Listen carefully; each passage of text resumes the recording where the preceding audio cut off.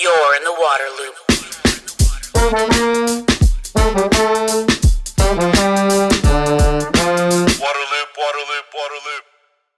Waterloop is a nonprofit media outlet made possible in part by a grant from Springpoint Partners. For all content, visit waterloop.org. This is episode number 148, Your Water Footprint. As climate change and other crises strain water supplies, more attention is being paid to the water footprint, the amount of water used by an individual or household over a certain period of time. A water footprint includes the water that is directly used by taps, showers, toilets, and household appliances, as well as for outdoor use. But the water used to make the food we eat, consumer products we buy, and energy we use is also part of a water footprint. The rise and importance of the water footprint is discussed in this episode with Kai Olson-Sawyer, manager of the Water Footprint Project for Grace Communications Foundation. Kai explains how people can use the water footprint calculator to learn about their personal consumption and shares ways that individuals can reduce their impact. The conversation will begin in 1 minute, but first, a word about our sponsor. Waterloop. This episode of Waterloop is sponsored by Varuna. Water systems are facing more requirements and challenges than ever before and have to stay aware and adapt in real time. Enter Varuna. The dynamic web-based tool helps water utilities to stay resilient by identifying more than 24 risks that are both internal and external. These include all the typical risks that systems have to deal with, and also a variety of newer factors, such as climate change and environmental justice. Not only does Varuna track risks, but it makes recommendations on actions to take, and then changes status in response to measures the utility takes.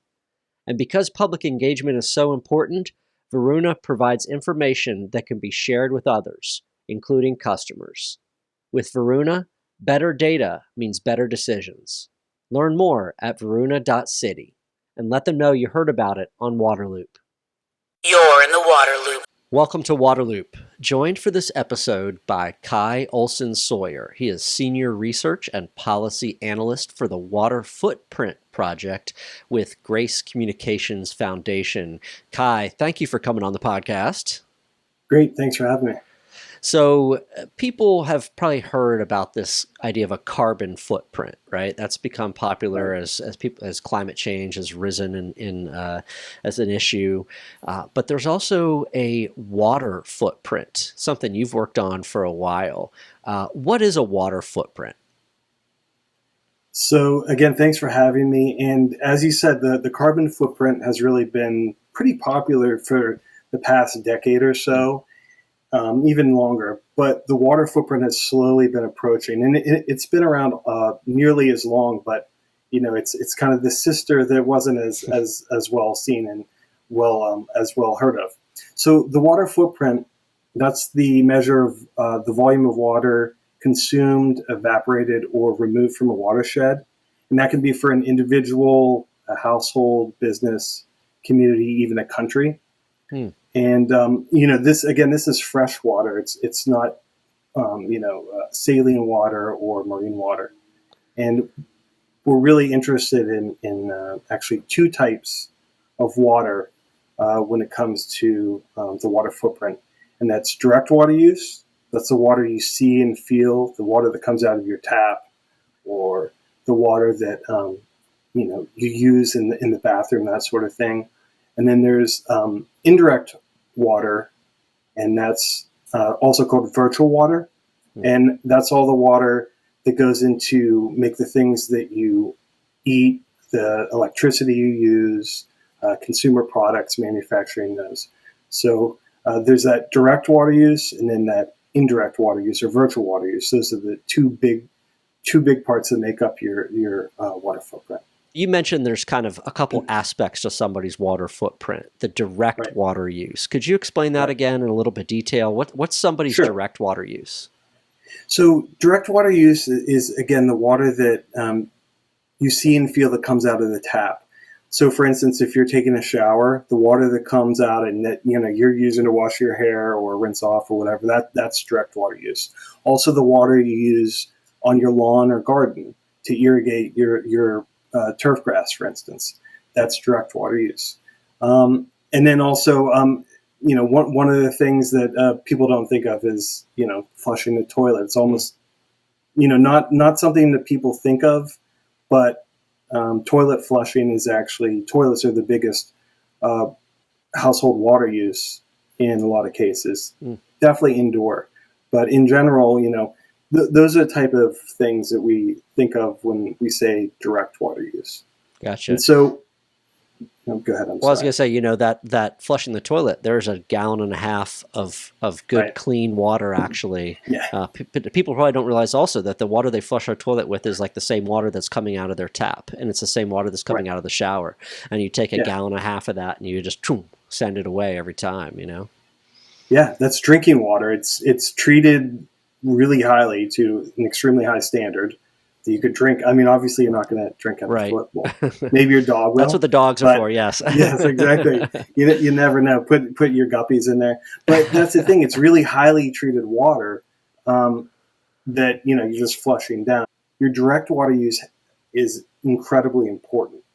So, if you're essentially wasting a lot of water and not being conscious of your direct water use, it has big impacts on reservoirs around you or groundwater supplies, whatever the case may be.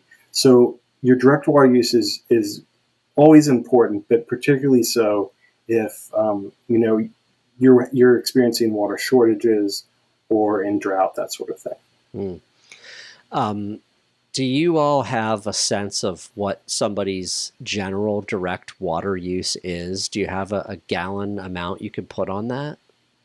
Yeah, generally speaking, and the EPA has done a pretty good job looking at this. About 50 to 100 gallons of water per person per day is typical household water use, direct use. Now, it varies greatly. One of the interesting things is it tends to be pretty static across the U.S. when it comes to indoor water use, but outdoor water use. Now, that can vary greatly.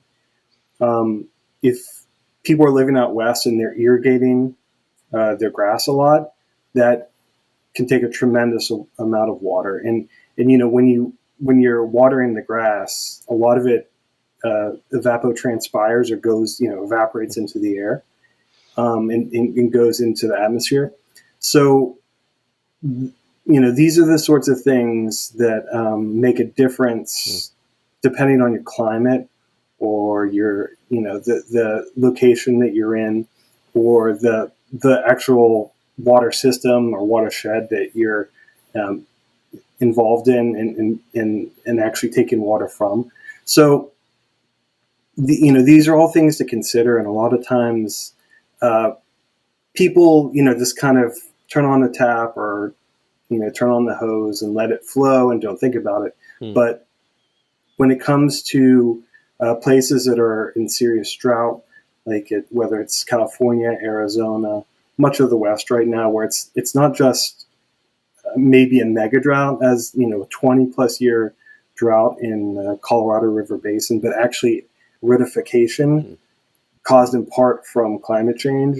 These are the things we're going to have to start adjusting our lives to and actually understand how we use water and how the systems that we're involved in, whether it's agriculture, electricity and energy production, consumer manufacturing, or even digital use of our digital technology. All of those use water in one form or another. And really, water is used in just about everything we buy and use every day. Yeah. Well, before we go to that point, I want to mention, if I had like the little audience applause button, I would hit it for you when you said aridification. A lot of so much of the media says drought, prolonged drought, whatever it might be. But what's happening is this climate change, driven aridification. So you get the big applause button there. Virtual, Good. yes. And hopefully, I really, and I'll just reiterate, it's so important for people to understand that we're moving into a different climate regime, and that the way things were before aren't necessarily going to happen in the same way again. So the past is not prologue in this case. We have to understand that the way we use water is going to have to change with the climate. You also mentioned indirect water use or virtual water use. Talk more about that. What is that? So indirect or virtual water use, that's the water you don't see. That's the water that goes into producing so many things that you buy and use every day. As I said, electricity and energy production. Interestingly, in the United States, the biggest withdrawer of water is actually thermoelectric power production. So, electricity generation takes a huge amount of water, and also hydroelectric power, as you can imagine, consumes a lot of water because it's stored in reservoirs and there's a lot of evaporation. So throughout the energy cycle, there's a lot of water used. So that's one.